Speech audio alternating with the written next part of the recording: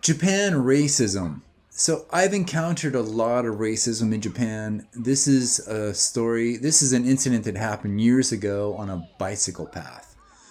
And it's unfortunate because I sought a resolution with the person that was being racist. And it kind of never came at the end. But I made sure they heard me out without escaping like they were trying to do. So here's what happened. I was bicycling on a bike path, and I say hello to people all the time. I say hello to kids, especially because Japanese kids are awesome. Most of them are not broken in yet. They're still like wild horses. They're natural, they're curious, they're fun, they're cute, they're playful. Almost like 90% of Japanese kids before they're maybe grade 4 or grade 5, they're really natural. They're just like kids everywhere else, and that's because the school system hasn't broken them in yet. Hasn't taught them to obey robots. That's the school system's job in Japan. Parents don't do this at home. All the heavy lifting is done by Japanese schools. Anyway, back to the story. So I ride by this family. It's a father, a mother, and a little boy. And the parents are a little bit ahead of this boy. And when I passed the boy, I made a playful sound. And it just totally playing with this kid, smiling, whatever. And the kid just kind of looked at me. Whatever, no big deal. Nothing bad happened. Like, it definitely wasn't racist. Anyway, I was riding on the path, and I passed the mother and the father. I was riding on the path because I was actually riding back, double backing at this point, because I dropped my sunglasses. So I passed the family, and then I stopped to pick up my sunglasses. I searched, and I found them on the path about where I thought I'd lost them. I found them, great. As I'm getting ready to go, to start riding back the other direction and pass the family again, I saw that the family had caught up to me, but the mother and the little boy were staying back. They had stopped, and they were back maybe, 20 meters. And the father was coming up to me, and it looked like he wanted to talk or say something. And he came up to me, and he's like, "Hey, what are you doing?" And you're like, why are you saying that to my son? And I'm like, saying what? What are you talking about? And then the father says to me, "You called my son little. You told my son he was little." And then I'm looking at the father like, "What? Dude, I don't ride around to kids saying you're little. Hey, you're little. That's not exactly playful. Plus, I don't speak Japanese." And the father said I spoke Japanese to this little boy. The father said that I had said to his son, "Chibi chibi," or "Chibu chibu." I forget. I think "Chibi chibi." But problem is, I didn't speak Japanese way back then. I didn't know what those words meant. So I told the father, and he was super angry, irate, and he tried to walk off back to his family and leave. He's like, "Yeah, And then, he said to me, he said, "I work with a gaijin. I know how you people are."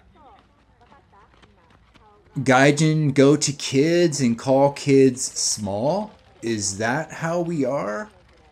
Really? All right, so this guy kind of lost it. He thought I said something negative to his son. That's okay, that's fine. But I told the father, it's like, "Hey man, I don't speak Japanese. Also, I was playing with your son. I was being positive." So unfortunately, the child took it the wrong way and told his father. That usually doesn't happen. Like I was saying before, kids are usually cool. They're playful. They respond back. They smile. Sometimes they're scared. Sometimes they're majime, like this boy was. So probably, kids and animals in Japan are just like their parents. They reflect the parents' behavior. Animals don't respond to, hey doggy, or cats, "Hey kitty kitty." Like, they don't respond at all. They've never heard these noises. And that's because Japanese people don't make these noises with animals in Japan. They just don't do it. So Japanese animals look at you like, when you say, hey, kitty, or hey, doggo. Kids are the same. They're shaped by their parents, so probably the father and the mother are pretty serious people, and this little boy was pretty serious. He was Manjume. So, anyway, the father tries to huff off, and he's like, yeah, I told you, and, F off, Gaijin, talking to kid, going around and telling little kids that they're small. Like, what, dude? I got better things to do. I'm looking for sunglasses. I don't care what your racism is, but I stopped him. I blocked him from leaving because I wanted to make sure he didn't do this again. So I told him everything. I said, look, I don't speak Japanese. This is the sound that I made to your son. I was playing with your son. Do you understand? And I made him answer.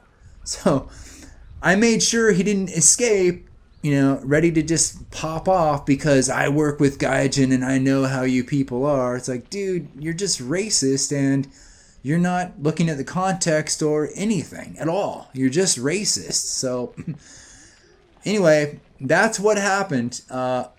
Just another form of racism in Japan happens to me all the time.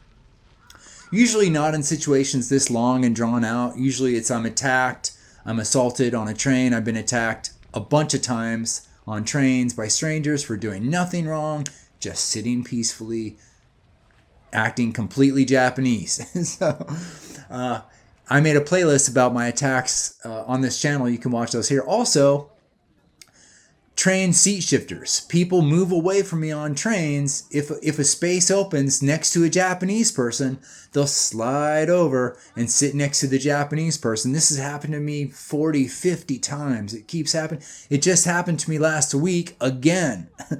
The woman moved and sat next to a Japanese person, and I followed her immediately because that's what I do. I can sit anywhere I want on the train, and I want these racists to know they're being rude. Right? So, man, it never stops here in Japan. That's the reality of living in Japan long term. If you're paying any attention, and, with a father like this that is going off, mistakenly so, with someone trying to play with his son, you'll know that this happens a lot in Japan. So, watch out.